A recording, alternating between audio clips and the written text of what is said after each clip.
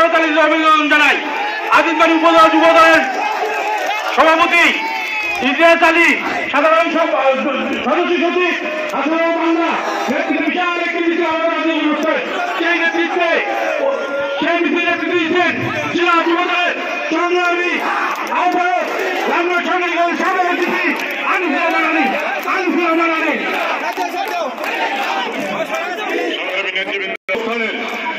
বর্ষপূর্তিতে আজকের এই বিজয় মিছিলে আমাদের মাঝে উপস্থিত রয়েছেন। এই মিছিলে যিনি নেতৃত্ব দেবেন বিএনপির কেন্দ্রীয় নির্বাহী কমিটির সাংগঠনিক সম্পাদক জেলা বিএনপির সংগ্রামী সভাঙ্গন উত্তরাঞ্চলের কৃতি সন্তান, এই অঞ্চলের মা মাটি মানুষের ভালোবাসার মানুষ, আমাদের প্রিয় মানুষ অত্যন্ত আচাদনের বিদ্যুৎ ভাই। আমাদের মধ্যে উপস্থিত রয়েছেন বাংলাদেশ জাতীয়তাবাদী দল লালমনিরহাট জেলা শাখার সংগ্রামী সভাপতি সাবেক ছাত্র নেতা অ্যাডভোকেট রফিকুল ইসলাম রফিক ভাই।